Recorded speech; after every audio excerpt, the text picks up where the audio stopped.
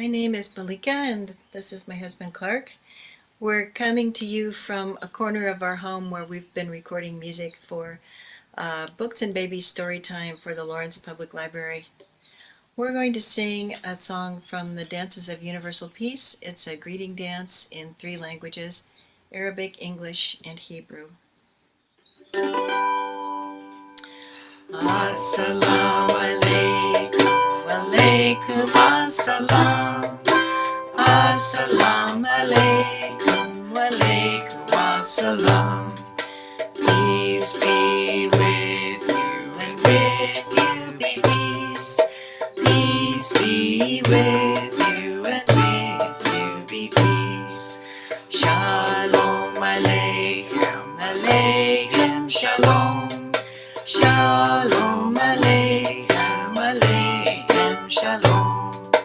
Peace be with you, and with you be peace. Peace be with you, and with you be peace. Assalamu alaikum, walaikum assalam. Assalamu alaikum, walaikum assalam. Peace be with you, and with you be peace. Peace be with you, and with you be peace. Shalom aleichem, aleichem shalom. Shalom aleichem, aleichem shalom. Peace be with you be peace. Peace be with you, and with you be peace.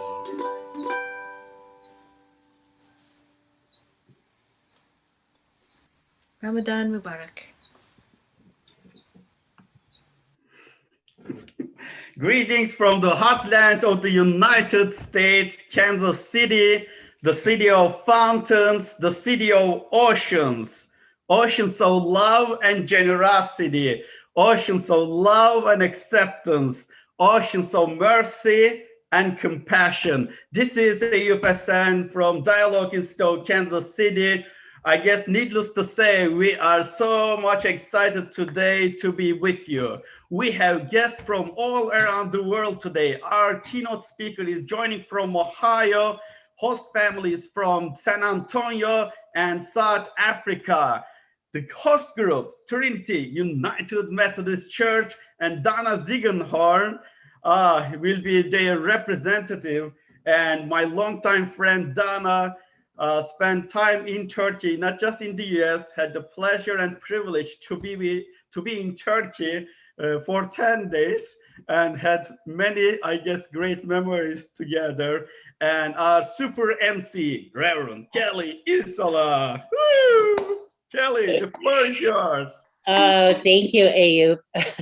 That's how you call it. Super MC. That's my new superpower. MC. Yeah, everyone needs superpowers. So yes, welcome everyone. Welcome to the Dialogue Institute of Kansas City virtual Iftar for 2021. We did this last year. We had to do Ramadan online for 2020 because of this pandemic. So it's still here, and we know things are getting better. We are healing. We are moving back out to the community, but we wanted to stay safe. So we are online again and better, right? Not just super MC, but super Iftar. Well, better and bigger. I got more weight, Kelly. Yeah. Well, yeah, I guess me too, but I shouldn't tell anyone except I just already told the world. So I'm Reverend Kelly Isola, and I've been working with Ayub and the Dialogue Institute for a while, for several years. And last year when it was, when things were shut down and we couldn't, Ramadan couldn't be in community together, which is such a foundational element to Ramadan, of being together, being in community and celebration. And so Ayub was really concerned. Yeah, kind of out of his mind. What do we do? And I said, well, let's go online. We'll have virtual Iftar. What do I know? I know we can do anything that we put our mind to. So welcome, everybody. I'm going to take a couple minutes before we move into our evening to let you know a little bit about the Dialogue Institute, because there are many things, many things that the Dialogue Institute of Kansas City is involved in. So if everybody wants to, if you still have your camera on, you can turn that off and mute yourself. Yeah. Just to let you know a little bit about Dialogue Institute, I want to share my screen and tell you a couple things about what they're doing, what they've been doing, and during a pandemic, what we're doing.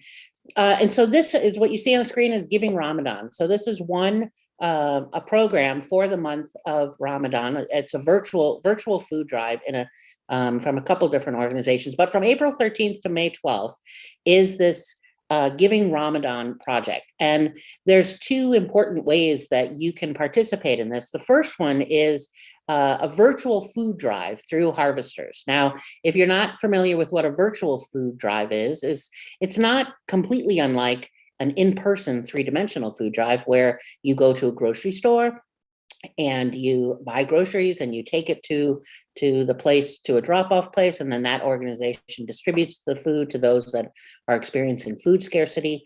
But this is online. And so there'll be a link in the YouTube chat stream, because I know lots of people are watching live on YouTube, and there'll be a link that when you click that, it takes you to the organization called Harvesters, and you can choose what dollar amount, and it will let you know how much food that provides. And really, $1 is a meal, and so you can go shopping down the grocery aisle, so to speak, through the virtual food drive through Harvesters. The second big program that we're doing is a toy drive for kids that are in foster care, and that's through the organization called Cornerstones. If you, again, and that link will be in the chat stream as well, and it's an Amazon wish list is what it is. And so when you click the link, you'll see this list of all these different toys that kids are just, this is what I'd like. And so you can purchase that and it will make its way to the child. And these are kids that are in foster care. And so a little bit of smile for what could be a tough way to be when you're little, to be living life when you're little. Two other programs that have been going on also to provide cooking meals and serving meals for those experiencing food scarcity. The Cooking for Relentless Pursuit is for a women's shelter, and then Micah Ministry was also providing meals, and you can see the dates for those. So if you want to connect more about it, please don't hesitate to connect. Many people know Ayub and can find him. You can find the Dialogue Institute of Kansas City on Facebook. You can also put a message in the chat stream. Just to tell you a little bit more about the Dialogue Institute, there's an office here in Kansas City. There's one in Oklahoma. There's one in Dallas. There's offices, satellite offices, actually, kind of all over the country and just everywhere. And the Dialogue Institute was founded on the principles of the Gulen movement, which is the Hizmet movement, which is, Hizmet means service. So it's founded on the principles and not just founded on, but actively demonstrating the principles of peacemaking, of community building, of justice, of mercy, all those things that you heard Ayub say, oceans of love, oceans of peace, of mercy, of compassion, of friendship, of community, because we don't do this life alone. We all need each other. That my life is made possible because of your life and vice versa. So the Dialogue Institute is truly a global movement, and is here to become the voice for the voiceless, to demonstrate compassion, and to give to those who are in need.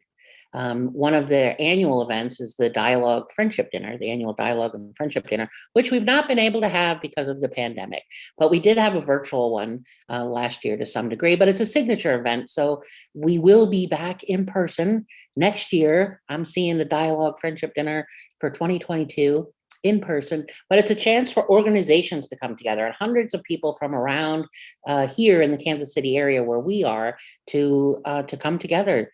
That people that don't necessarily think alike, but are committed to the same values of compassion and service and community building. The Dialogue Institute offers classes on crafts and arts and cooking. So water marbling is one of these classes that anybody can do. You don't say I'm not creative, because everybody's creative. There's as I said, cooking classes. There's coffee and baklava. There's dinner with host families, which is how Ayub got me involved with the Dialogue Institute. I think I had met him I think I knew him for about a minute and a half, and I got a text that said, here on Thursday night, go to this address and be there at such and such a time. And it was dinner with a host family. I had no idea who they were, and it didn't matter. I was welcomed in because that's the foundational principles that build a world that works for all. So get involved, and you'll notice everything revolves around food. So that's always a good thing. There's the Thanksgiving dinners that the Dialogue Institute participates in each year, bringing together American culture and Turkish culture, and just expanding friendships and understanding. And then, of course, the Ramadan fast-breaking dinners, the Iftar, which you're experiencing with us tonight. And in the past, they've been in person at police departments, at universities, with multiple churches, with corporate or retail organizations and schools, and just to bring community together. And so tonight's fast-breaking dinner, tonight's Iftar, is hosted by Trinity United Methodist Church. And it is, that's the host group for tonight. And our representative from Trinity United Methodist Church is Donna Ziegenhorn. Hi, Donna. Hi, Kelly. Good to see you, and good to share this evening with you. Thank you. Donna and her husband, Dallas, have been friends of the Dialogue Institute for a number of years, and they're both members of Trinity United Methodist Church. Donna has been active in Kansas City's interfaith community forever, almost, I think. Almost forever, but including participating in Dialogue Institute's group of advisors and many of their events, emceeing that annual Friendship and Dialogue dinner. She's a writer, she's a journalist. She's very well known in the interfaith community for her play, The Hindu and the Cowboy, that was inspired by interviews with individuals from multiple faith traditions across the Kansas City area. That play has received awards from the Crescent Peace Society, from the Greater Kansas City Interfaith Council, the Missouri Association for Social Work, the Dialogue Institute. It was also recognized by Harvard University's Pluralism Project. Sorry about that. Which is, if you want to know more about that, go check it out online. It is the Pluralism Project is a large interfaith endeavor that is always at work and always in movement. So welcome, Donna. Thank you, Kelly. It's really good to be here tonight. I'm going to turn the spotlight over to you for a couple of minutes. Okay, thanks. Trinity, my church, Trinity United Methodist Church, is really so happy to be hosting this event tonight with Dialogue Institute. We are a congregation that is based in Kansas City's Midtown area, very old and diverse area of the city. And it's been a great pleasure for many of our church members to get acquainted with Dialogue Institute and to participate in some of their programs. You know, I was thinking growing up, I don't think I ever heard the word Ramadan growing up, and I let alone know that it was so significant to so many people, this great religion of the world. And, you know, in Islam, I knew nothing about, really. And I think now what I would have missed out on had I never gotten acquainted with Islam, with my friends from the Dialogue Institute. And I have to say that it's one of the unexpected blessings that fell out of the horrible tragedy of 9/11, when suddenly it seemed like so much of American society woke up to the fact that we were ignorant. And because of people like Ayub and organizations like the Gulen movement, we have had opportunities to experience and learn so much little did I know that Ramadan would be such a joyful occasion. I love the way that people come together. It's a very solemn time. Yes, there's the fasting and there's the introspection that goes on, but it's a celebration of family, of community, of relationships that come together every night for this kind of fast breaking event. I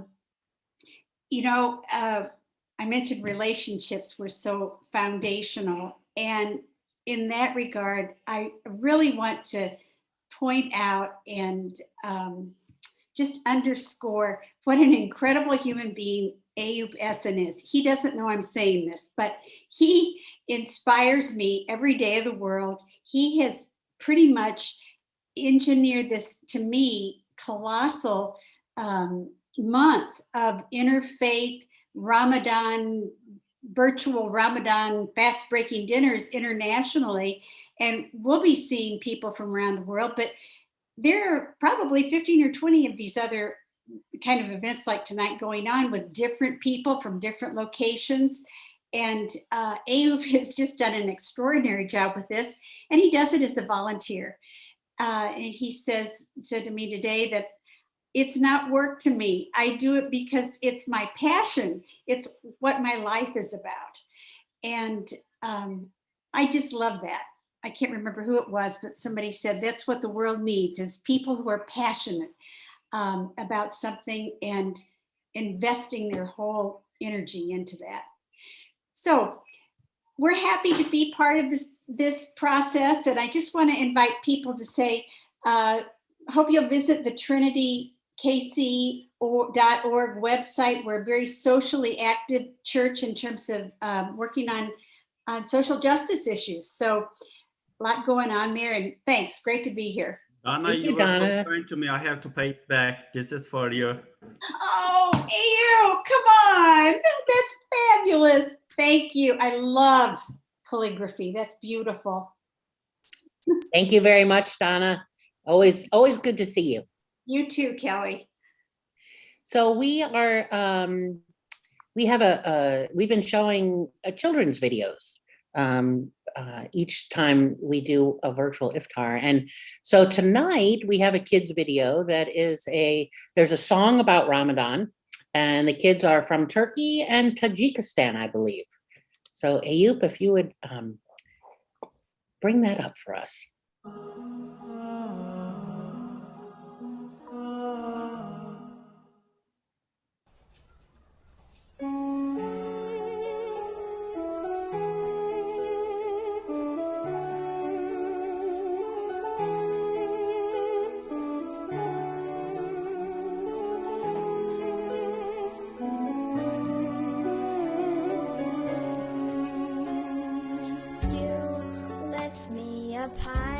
You spread my wings and fly me to the sky. I feel so alive. It's like my soul thrives in your light. But how I wish you'd be here with me all year around. Ramadan.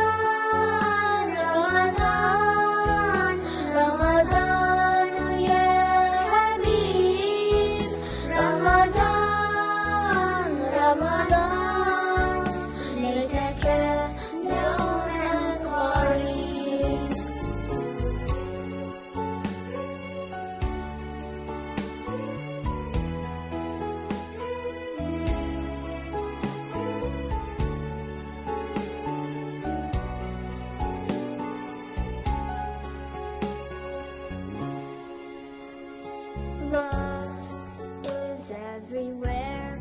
So much peace fills up the air. Ramadan, month of the Quran. I feel it inside me, strengthen my iman. But how I wish you'd be here with me all year around. Ramadan. Ramadan, ya Habib.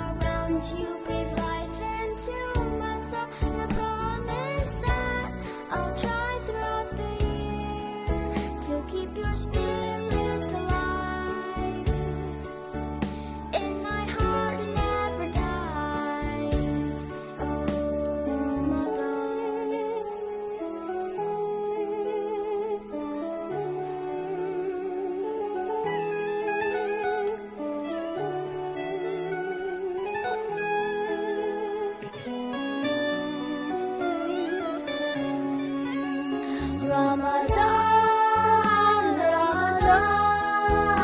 Ramadan ya Habib, Ramadan, Ramadan, ليتك دوما قريب.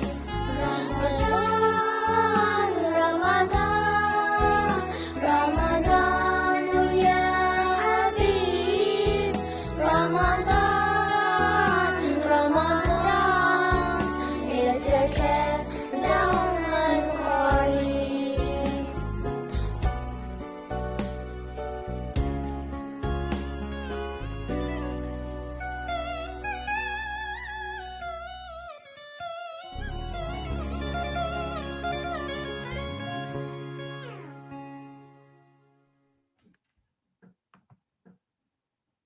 That was wonderful. That was wonderful. I'm gonna have to go back and watch that one again. I love when children sing. I want to introduce our keynote speaker tonight. I am looking forward to hearing Denise. She is welcome. She's born in New York City to immigrant parents who came to the US in 1972 from Turkey, I believe. She has an undergraduate degree in psychology, a master's of social work, and is I believe, a clinical therapist. There might be more to the title. Denise has been active with interfaith organizations and events for over 20 years. She's currently an interpreter for hospitals and medical organizations. And I think Ayub told me that you you volunteer your time, your therapy for the Turkish community where you live in Cincinnati, Ohio, with your husband and your 4 children. Yes. Welcome. Thank you. And let's not forget my in-laws. My in-laws. Oh, the in-laws. Oh, yes. You Please, if cannot my leave mother-in-law's that. listening, you'll get me in big trouble, Kelly. I know. I'm so sorry. No, you're good. You're good. Just making sure we keep relationships good here. Absolutely. Thank you very much for the introduction, Kelly. I'm going to turn the spotlight over to you. Thank you, Kelly. First, I would like to thank the Interfaith Organization for organizing this and having people from all around the world here. And then I would like to thank Donna and the Methodist Church for hosting and being here. Having these types of events and having churches or people from different faiths other than my own gives me a lot of hope for the world, to know that, we can actually live in this world all together in peace and harmony. And also I wanted to say congrats to the Methodist Church. Hopefully it looked like on their webpage that starting May 2nd, they're going to start in person. People are going to be able to come in person. They're going to be able to do their worship. So I pray that they will be able to do that and they won't have to do it online. So I was told tonight I have 10 to 12 minutes to actually kind of break down, simplify what Ramadan is. So the way I'm going to kind of approach it is kind of talk about it, what the logistics of Ramadan is, the spirituality and the personal aspect of it. So just to break it down first, Ramadan is Islam we follow the lunar calendar, which is the 9th. Ramadan is the 9th month. And every year, Ramadan falls about 11 days before. So this year, if it starts, let's say April 20th next year, it'll be April 9th. So this is because we follow the lunar calendar. This is a question we get a lot. Why isn't, why don't you have a set date, a specific day? And that's the main reason.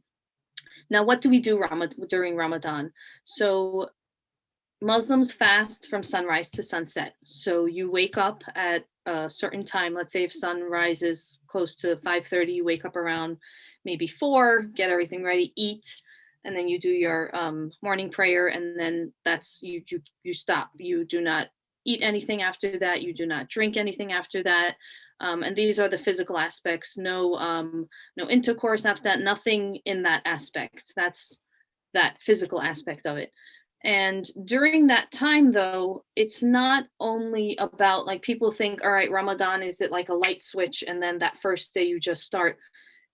The 2 months within the whole year, actually, but more the 2 months before Ramadan actually begins, there's hidden little spiritual kind of holy days to kind of get you ready for this marathon, where people choose to sometimes fast Mondays and Thursdays, which was practiced by Prophet Muhammad, peace be upon him. And sometimes people just choose to fast on random days and before Ramadan, just to kind of get your body ready for it. But I am going to be honest, as a practicing Muslim, I have been fasting since I'm probably 10 or 11. And it's not easy. It isn't easy, especially when the days are very long and it's hot and you have a lot to do out. But that's when the spiritual aspect comes forward. But before that, there's who fasts and who can't fast. So anyone who has reached puberty is obligated to fast, and anyone who's sick, a child, elderly people, there's some, permission given with regards to if you're traveling. Excuse me, I'm just getting over COVID, so my cough is still there. So anyone traveling, depending on the traveling distance, you're allowed not to fast. But with regards to who fasts, anyone who has hit puberty, it's an obligation to fast. Now you'll see people who are much younger and they're fasting, and this is not an obligation, yet it's not enforced by any family. It shouldn't be anyway, because the Creator doesn't enforce it on anyone. But sometimes when you're doing something as a family and the atmosphere is like that, and the environment is a spiritual environment, kids will say, I want to fast, I feel like I can do it. And they'll fast even before puberty, starting from the age of 9 or 10 or, much younger even. Sometimes they'll have cute little fasting where they'll get up, they'll have cereal real quick, they'll finish their cereal, brush their teeth and say, okay, I'm done, I'm fasting for the rest of the day. And then lunchtime will come and they say, okay, I'm going to have a little sandwich and I'm still fasting again. So it is definitely encouraged. It is definitely, it's not pushed upon. It's not, deemed upon. It's not something that must be done, but due to the environment and because everyone is doing it, kids like to fast as well. So now the spiritual aspect, there's so much that's hidden in this month. The reason why Ramadan is so special is because it is believed, it is known that the Quran started to first get revealed during the month of Ramadan, when the first verse came down. Now, the first verse was in 610, and the first time that Ramadan was actually an obligation was the year 624. So this has me thinking that, okay, nothing can happen right away. Like you need to, and this is the way it works, that you need to kind of train yourself, get yourself ready and be ready to be able to do this, because fasting is one of the only deeds, one of the only things that you do as an obligation that is only done can only be done for the sake of God. To further open that, let's say you're a Muslim and you pray 5 times a day. In your head, in your mind, you might say, oh, I want to pray really good, so everyone sees how I pray really good, and do it just to be, congratulated or seen. But let me tell you, fasting is not like that. There is no way in heaven on earth that anyone is going to have me fast for their sake, because it's hard. You're hungry, you're training your body, you cannot do it for anyone else. So fasting, when I look at when it came down, when the verse came down for it to be an obligation, that was a period, all those years was a gathering of knowing who the Creator is, why we should do stuff only for the sake of Him, and then boom, you get this obligation for you to be able to do it. Now, what do you gain as a fasting person, or what aspects? So you get, like I said in the beginning, I'm going to be honest, it's not easy. You have a lot of self-discipline. You have to train yourself. You have to organize your day. You have to arrange your day, your schedule in such a way that you're able to, preserve your energy to whatever you need to exert it to the most. For some people, fasting is very easy. For some people, fasting is much harder. Some people are tested with hunger. Like I said, people who aren't at a healthy enough state, which could be someone who's severely diabetic. Obviously, they are not required and they should not perhaps fast, depending on what their doctor says and what their condition is. But you're learning empathy. to be able to empathize with and sympathize with knowing that, you have this, bottle of water, like literally right here, sitting here, and you can't drink it because it's sun hasn't set yet and you haven't been given permission yet. I'll never forget one day I was listening to an Islamic scholar, and there was other men in the room, and he said, all right, and it wasn't time to break the fast yet, there was still an hour. Excuse me. And he said, all right, so show me, one of you men, who's man enough to break their fast now? And obviously no one broke their fast because it wasn't sunset yet. And he started laughing. He said, oh, none of you are macho men and all of you walk around as if you're macho men. It is that moment that you have to wait. And you know that once that permission is given, you can drink that water. So within those 16 to 15, 11, 10 hours that you're fasting during the whole day, you are appreciating, there's days that you are so thirsty and you appreciate that one drop of water. And this also comes down to one of the foundations of Islam, which is do not waste anything. Even if there's a river that is, streaming by, do not waste any water from there. So, you look at that one drop of water, and you say, I can't waste this. It is so valuable that you appreciate it so much. So you get that kind of appreciation. Now, I think Donna Donna mentioned something that reminded me of mindfulness. That's a big thing, in therapy. That's a big thing that, is always talked about.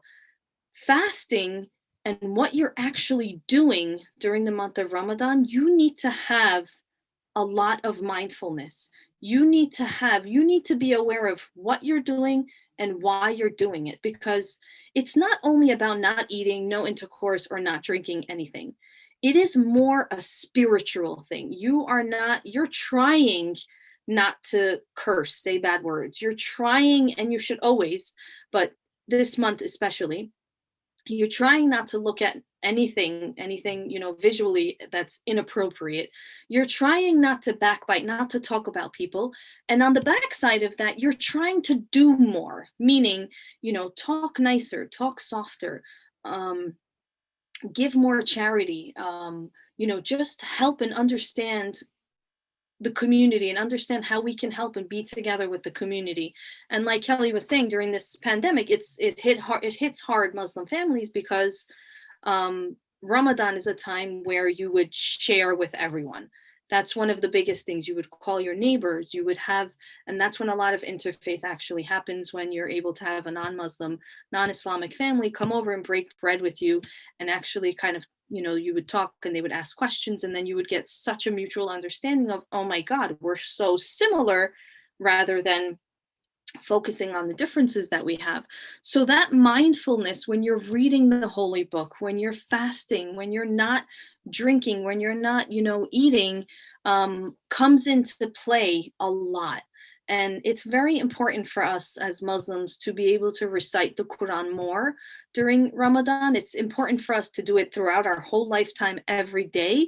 It's not a book that you just read and put to a side and just go to as needed.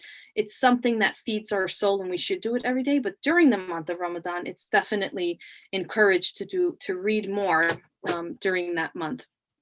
Now, it also brings out your self-awareness. You figure out what your weaknesses are and what your strengths are during the month of Ramadan. Do I have weaknesses towards not getting up and praying enough? Do I have weaknesses towards, and I'm talking about a spirituality basis, not reading the holy book enough? Do I have weaknesses towards being angry when I'm fasting, or really, you're figuring yourself out. Excuse me. COVID hit me hard, and I'm still, I'm so sorry.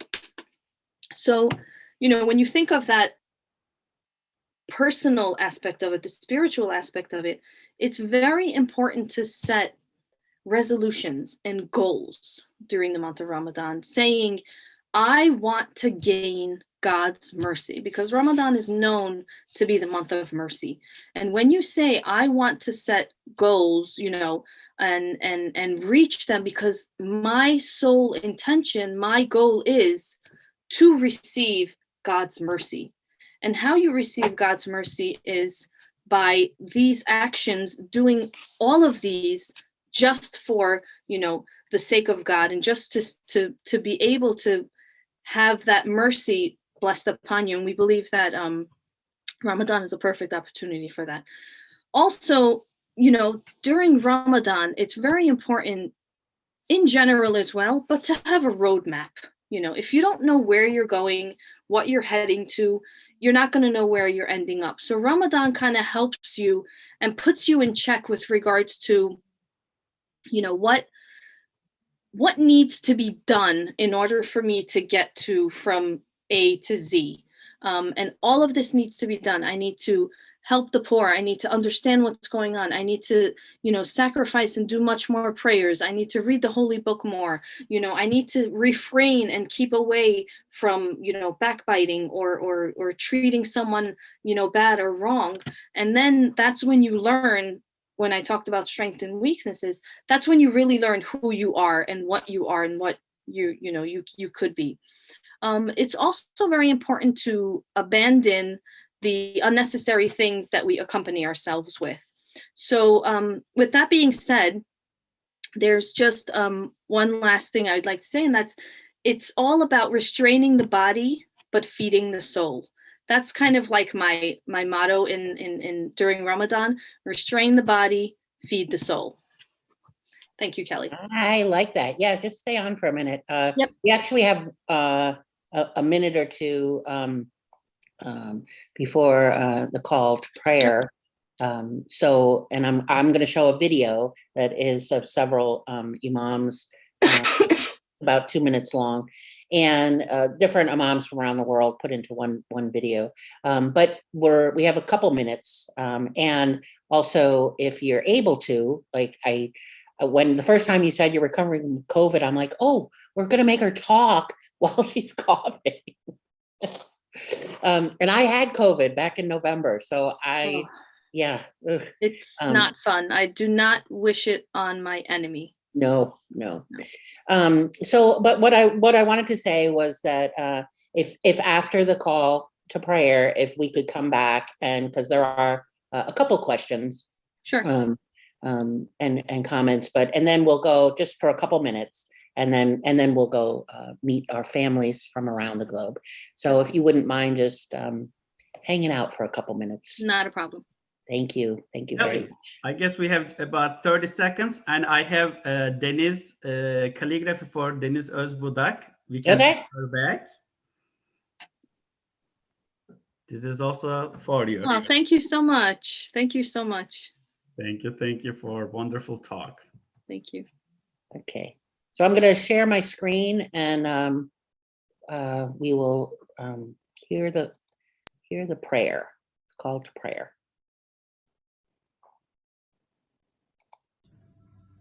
Allahu Akbar, Allahu Akbar,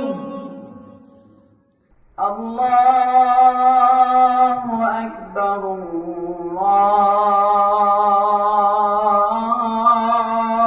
Allahu Akbar.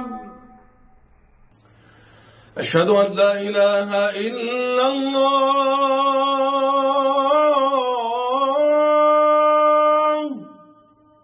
Ashhadu an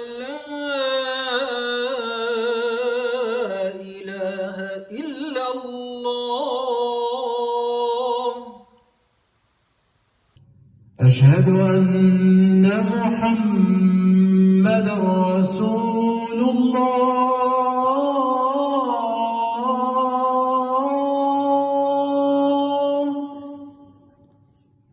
أشهد أن محمدًا رسول الله.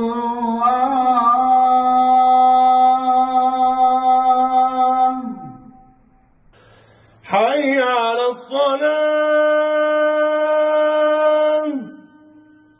حي على الصلاة.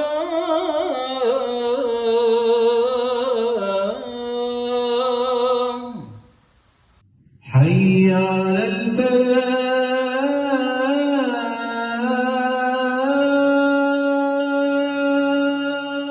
حي على الفلاح.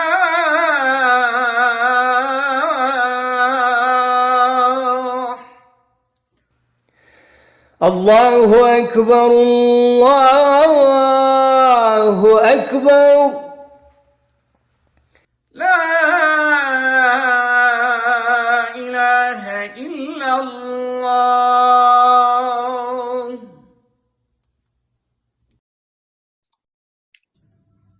And so I just want to offer this Baha'i piece for prayer, or prayer for peace. O thou who art generous and merciful, your gifts encompass all, your loving providence sustains all, your protection overshadows all, and the glances of your favor are cast upon all. Let the light of your guidance shine, illumine the eyes, and gladden the hearts of all with abiding joy. Confer a new spirit upon all people, unlock the way of understanding, and let the light of faith shine. Gather all people beneath the shadow of your bounty to unite in harmony, so that they may become as the rays of one sun, as the waves of one ocean, and as the fruit of one tree. May they drink from the same fountain, be refreshed by the same breeze, and receive illumination from the same source of light. And so here in the Kansas City, Missouri, and Kansas City, Kansas area, the central time zone, the fast has been broken, and I imagine people are enjoying their wonderful evening meal, which we will, in a moment, we will be visiting a couple of families to hear about how they celebrate Ramadan. So Denise, if you could come back up for a minute. Thank you. Thank you. So one of my, and feel free to not answer the question, it might be too personal, but I realized, I'm like, okay, so if you've had COVID, does that mean that you have, not been fasting, or just kind of paying attention to your body, being ill during Ramadan? Yeah. So, I mean, the permission that's given is if fasting is going to harm your health, or if fasting is going to cause you to have health issues or whatever, that's when permission is given. So I actually was not able to fast the first day because I was still very weak. I just was too sick still. So we believe that because the fasting is done just for the sake of God, that God helps you more depending, not depending, but your sincerity and what you're looking for. So it was very hard for me not to fast the first day. It was just very hard. I felt, guilty, not that Islam puts that guilt on you, but you just feel like it's Ramadan, I need to fast. So I have been fasting since the second day. Just because I was home, I'm not currently working outside anywhere. I have a supportive husband and my kids are old enough and I didn't really have to do a lot in the house. So just to basically answer your question, yes, I listened to my body. Yes, I was able to still kind of stay in bed, get up and lay back down a little, but it was definitely, it's been a rough year for Ramadan for me this year. Yeah. Well, thank you. Thank you for sharing that. We do have a question from the chat stream. The question is from Walia. Do women generally pray at home while men go to the mosque during Ramadan?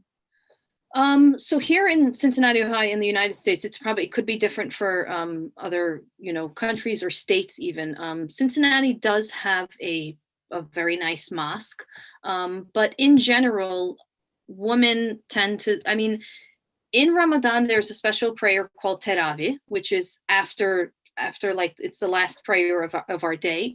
And in general, before obviously COVID, that's something that you do mutual as a community, and it's more highly accepted that way. But now because of COVID, everyone's in general at their house. So there's no rule that says men have to go to mosques or women have to stay home or women have to go to mosques, because for us in Islam, what's believed is that everyone's home is a mosque as well, because of, you turn a certain direction, your intention is to do certain prayers. So there's no obligation where if men don't go to a mosque, their prayer won't be accepted, or that's the only place they can go to and do it. So there's no common men go to the mosque and women stay home, or if women want to go, they can go to the mosque as well. If men want to stay home and pray, we can also pray at home. So there's no rule like that. But in other states, I know there's like, I think, Texas, Dallas, there's a much larger Turkish community, and they're able to go to the mosque or to the cultural center, and they can all pray together, and female and male go as well. So. Okay. Well, thank you. I don't think I'd ever, in all these years, I don't think I'd ever heard that term, that the home is a mosque. Yeah. Yeah, I really like that. Yeah. I feel that way. Also, the home is is my chapel, or is my, sacred place. There's a comfort zone. It's where you can open up, Yeah. And I have a space that's my, quote unquote altar, where there's, some sacred objects, or just, special things.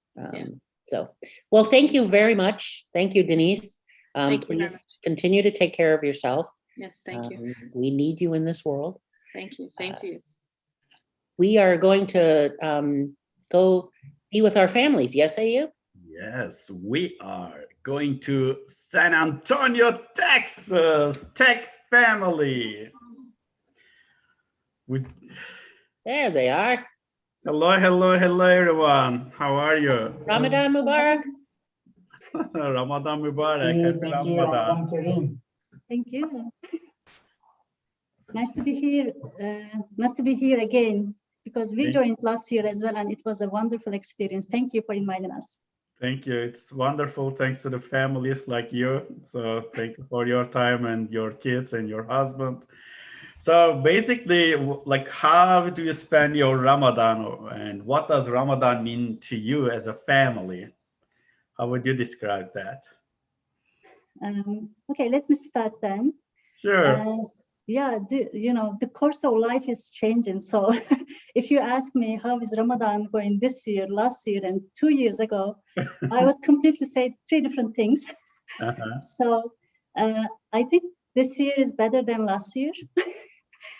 And Ramadan is always comes with its, its own beauty, So I think as we talked, we listened to Denise, and she explained it so well. And I learned some new things from her as well today, which is great. So yes. One of the things that I really like to listen and read and learn more.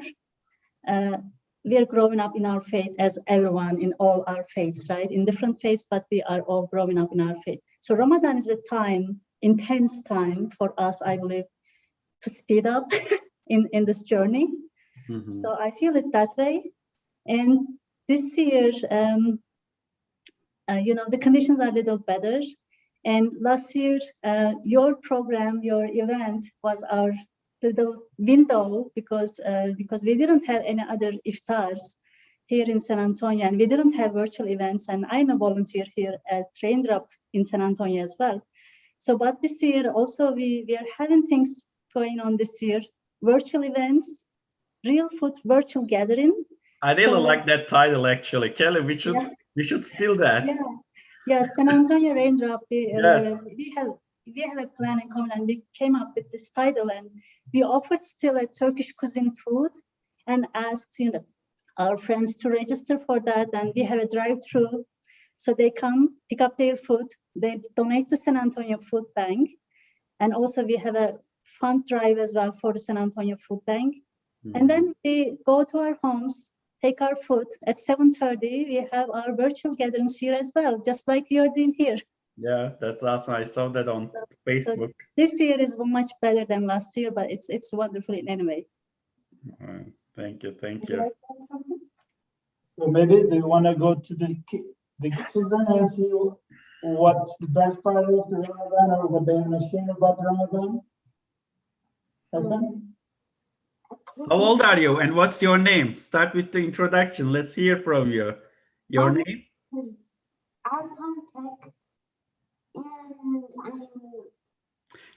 Could you just speak a little bit up? Okay. My name is Arkan, and I'm 9.5 years old.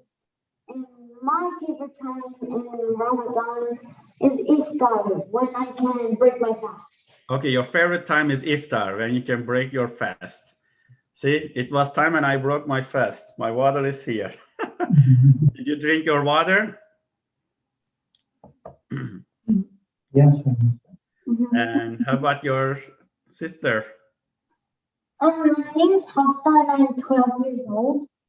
My favorite time of Ramadan is also Iftar because Iftar. we like the food we eat during the day. We like, oh, it's bread, but when you're fasting, it seems more like better. It's It tastes more delicious, maybe. Yeah. Do you have a favorite food? not a specific one. What was that? Not a specific one. Oh, not okay. specific one. Okay. How about pizza? Favorite thing when they are fasting, they have a favorite thing to do during the daytime. Maybe you should ask that. Hafsa, would you like to? Me and my brother like to watch food videos. Cooking shows. We couldn't hear. Can you speak up? We like to watch food videos while we're fasting. Videos. Cooking shows.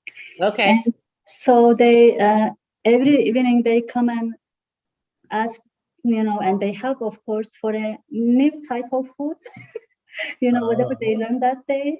So it's wonderful thing. They watch all day the cooking videos and they learn new stuff. Wow, cooking videos. Wow. Yeah, I'm impressed.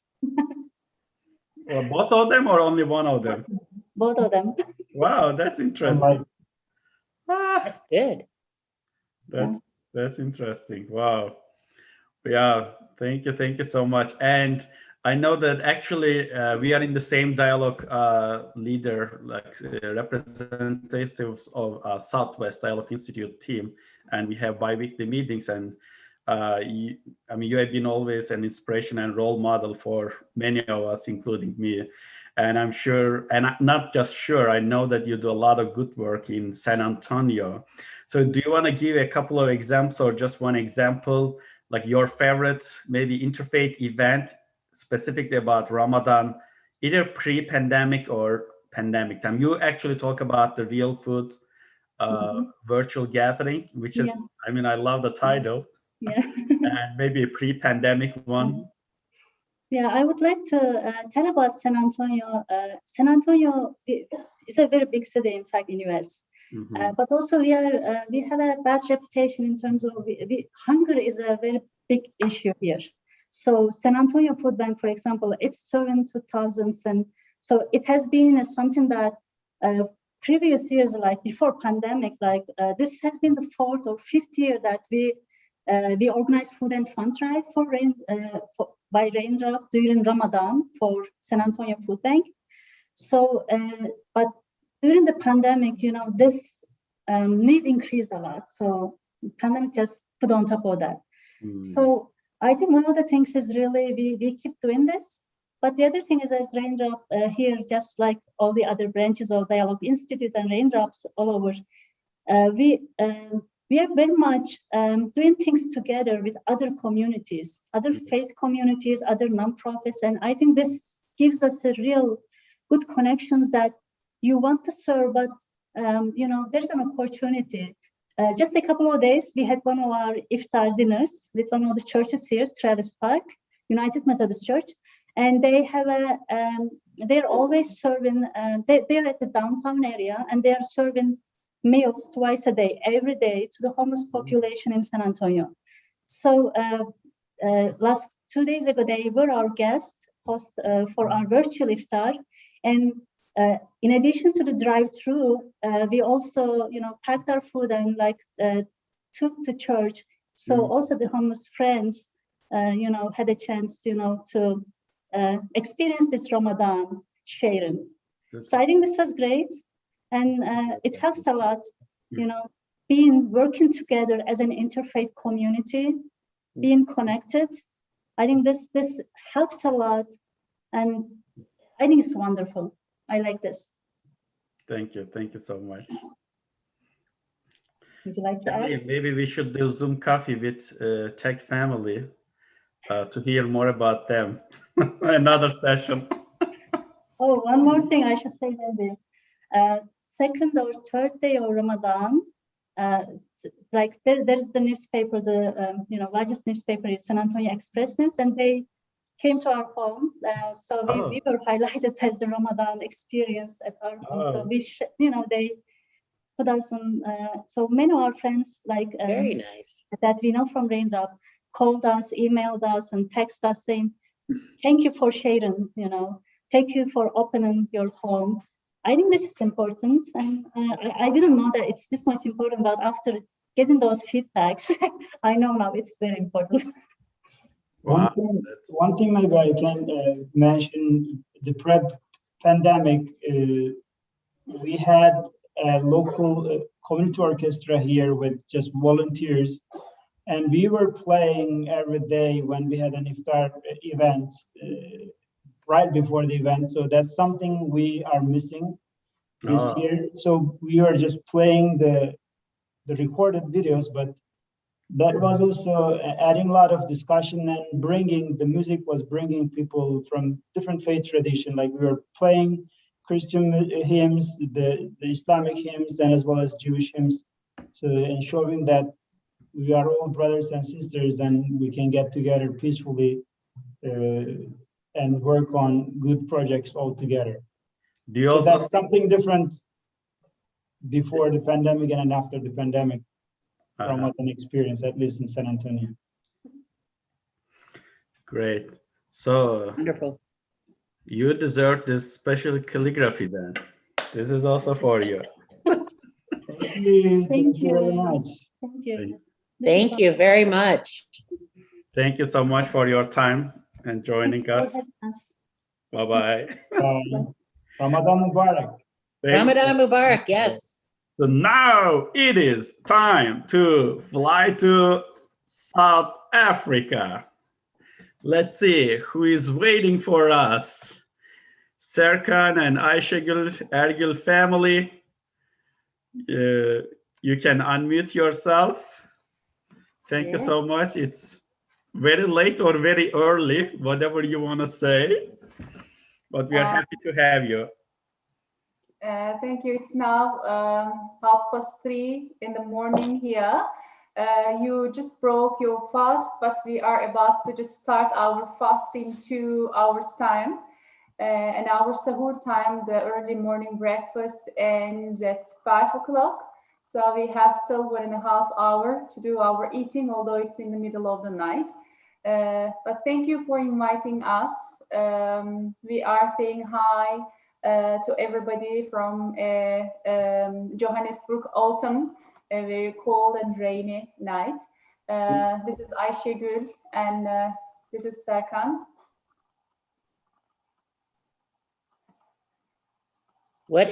Do you have a favorite food or either from childhood that you've carried into adulthood or different traditions that each of you brought to the family? There's no favorite food, but the best part about Ramadan for me is just to break every single iftar dinner with soup. So it's a tradition from my childhood that we start our dinner with soup all the time. In my childhood, it was interesting that I am from the western side of Turkey. I'm from Kütahya, and it's very famous for its specific soup. We call it tarhana. So my mom used to make it during summer days and a lot. And we used to make it during those winter nights. And when I was a child, the Ramadan was in winter in Turkey. So every single day, I remember breaking my fast with that specific soup, with no other soup. And the other thing that I remember is we were not allowed to have Coke because it was unhealthy. We didn't have Coke at our home when I was a child. But it was only during Ramadan that my father bought Coke for us for iftar because we were.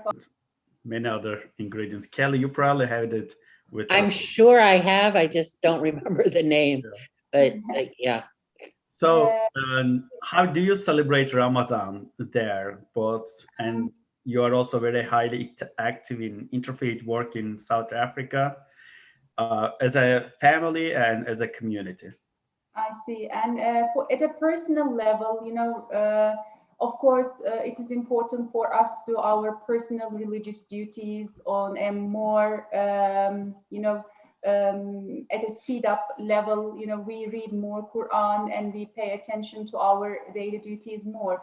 But I can say that we celebrate Ramadan via sharing.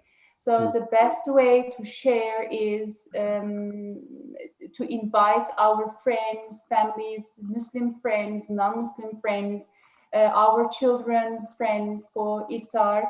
And for 30 days, we either have somebody with us at home to break our fast together, or we are at the house of our friends. So it is all about sharing. And it's not only sharing the food, but it's also sharing the goodness that we have. For example, regarding our kids, for example, we don't have them here because it's very late here in Johannesburg. So it is also teaching them the value of giving, the value of promoting good deeds and charity. I want to show you something, for example.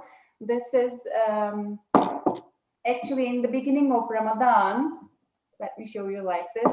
In the beginning of Ramadan, the children's teachers gave them a bunch of dry tree branches, and we put them in a vase like that. So they also gave them some papers, colored papers with written, the good deeds are written there.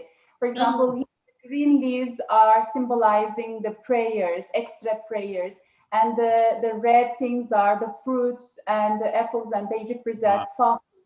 And these pink flowers representing the Quran reading. And so every time, and yeah, charity, these, the yellow pears, they represent charity. What did they, what kind of goodness they did. So every time they completed one, they cut a small leaf or a fruit or a flower, and they stick on these branches. So we are hoping that they will see with goodness, with charity, with good work, they can turn a dry tree into a beautiful tree with flowers and leaves. So, wow. I love that. Oh my gosh, I love that. You can do that all year round. Yes, you can do that. So actually, it's a good way to see, to observe. Yes, yes. Those dry tree into a beautiful, fruitful tree. So they can see that their lives, their mindsets are also changing with good work. Valuing others, respecting others, as well as your personal religious duties. Kelly, you actually made a great comment that you can do that all year around. Actually, sometimes, we start our kind of sentences as Ramadan is the month when we when we do charity. Ramadan is the month, but to me, it may actually cause a misconception or misunderstanding. How about outside Ramadan?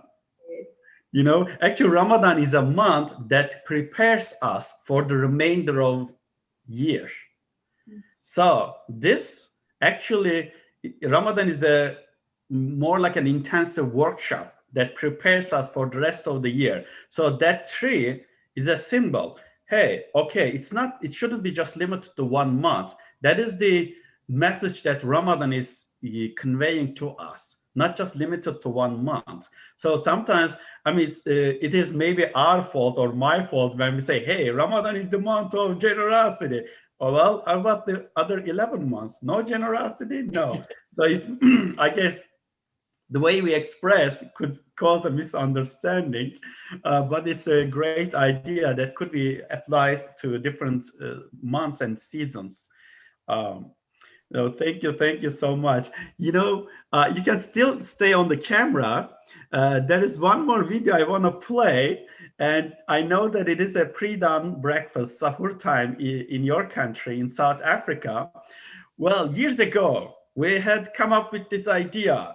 Why don't we invite our local friends for pre-dawn breakfast, 2 a.m. local time? Yeah. And I have a video by a dean at Avila University, local university here. And she and her husband were one of the first ones who accepted even to drive from Kansas City to Lawrence, 1 hour drive almost. And let's see what she thinks about that experience.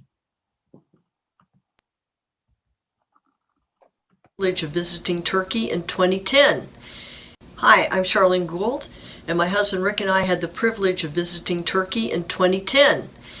And over the years, we've had many wonderful experiences around Ramadan.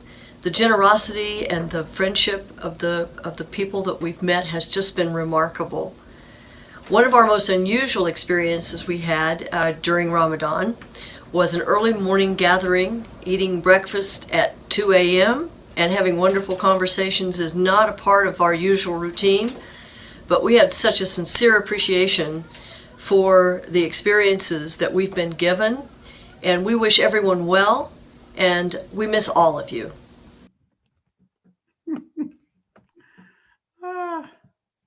Yeah, she and her husband came to one of those pre-dawns, well, maybe 7 years ago, 8 years ago. And would you like to continue about maybe some community events, your favorite ones, or just overall? Yes, I am involved in Turquoise Harmony Institute, which is a social cohesion and interfaith institute based in Johannesburg, Cape Town, and Durban, in 3 cities in South Africa. Of course, we really miss that our huge interfaith gatherings and iftar dinners that we had before COVID. Unfortunately, this is the second Ramadan that we are quieter in that sense. But I want to tell you about one of our projects that unfortunately we couldn't have last year and this year. But we started a project in 2017. So through our social media sites, emails, and database, we just spread invites to our local South African friends to join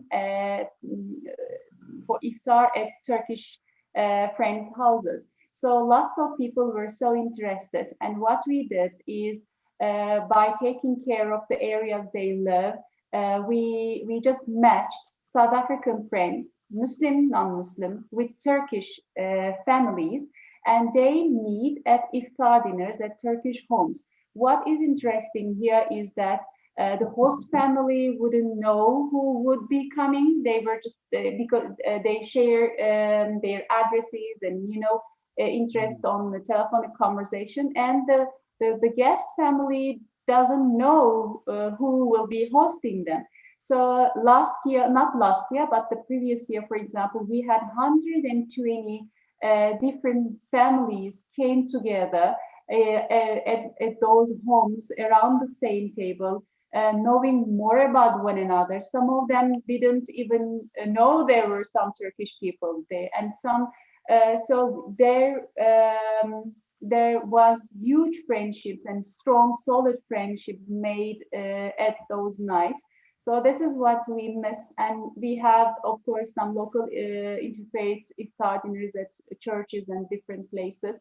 But also Serkan, I'm sure he wants to tell you more about their charity drives during Ramadan, maybe. Yeah, please do so. Good morning again. My name is Serkan. I'm the director for charity solidarity trust called Time to Care. Ramadan is, as you said, it's giving, but we intensify our work by try to do more. We do mainly food parcels distributions, especially after the lockdown, last year's pandemic lockdown. The need has been intensified, and more people are in a difficult situation. And compared to last year, this year we increased our food hampers to almost 6,000 for 6,000 families. And in a couple of days in a week, we go to different townships. The townships are where a poor black community live, and we identified 40 spots, and we have been visiting them. And we see the people, early hours they pile up on the queue and wait for us to get their piece of food.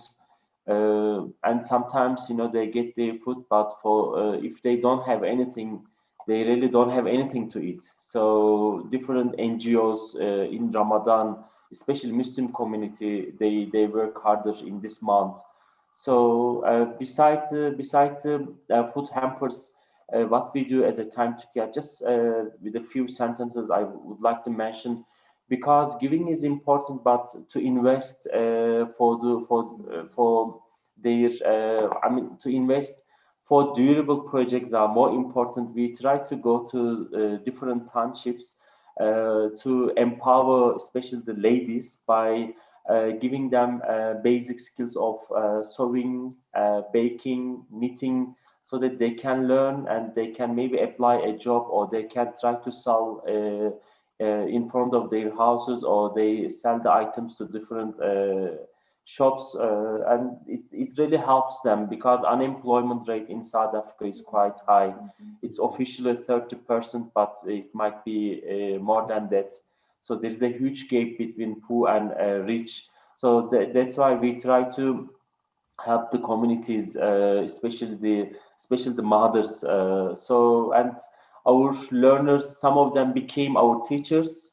Because of pandemic, some of our volunteers couldn't go to the townships, but their students became a teacher, and they start teaching their knowledge to other learners. And we saw them, they got accepted to different jobs, and we received the WhatsApp pictures that they made different kind of muffins and cakes, and they were able to sell, and they were so happy with that.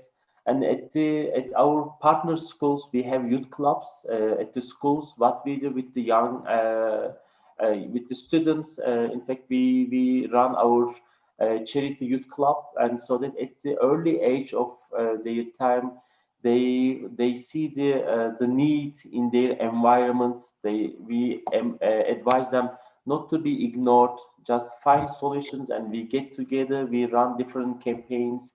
We run stationery campaign. We run a sandwich campaign, and the parents also help. They donate. We identify orphanage house, old age home, and we visit them together. And we also make sure that we take our kids together with us. For example, today's distribution, we had to drive 1.5 hours. So our young volunteers, my sons, I took them to make sure that they grow in the giving environment, because nowadays our kids, they get everything in ready. Unlike our time, we used to work for our even pocket money, but nowadays they get everything from us easily. So they should know what is happening around behind their environment. So this is basically, and also we collect secondhand shoes, clothes. We recently opened our charity shop, and this is what we do as Time to Care, gentlemen. Thank you. I mean, I really like the name, Time to Care. When is it not time to care, right, Kelly? There's always time to care. Thank you so much. Always time to care. Yes, absolutely. Thank you, both of you. Thank you very much. And now let's have everyone back on the camera. Let's bring everybody back up. Wow, they are waiting for us, Kelly. They didn't. I know. It's like they knew. They knew. They still like us, Kelly. Oh. Oh. Thank you so much all for a great evening. Thank you, everyone. Thank you. What a blessing to be able to do this kind of sharing. It's inspiring. Yep. Thank you. So be happy, be safe, be well. Yeah, as we say, we don't like saying bye-bye. So we are saying see you again on Sunday. Our host group is the Church of Jesus Christ, Latter-day of Saints. Videos of kids from Belgium. Video of a doctor, Dr. Leila from United States. Calligraphy by Yasin Bekar. Keynote speakers, Dr. Zeki Sarutoprak from Ohio. Adhan by 6 different imams, and families will join us from Belgium, Turkish, Pakistani family. So an interracial marriage, and Miller family, Kansas City, Missouri. Have a nice day. Happy Ramadan. Ramadan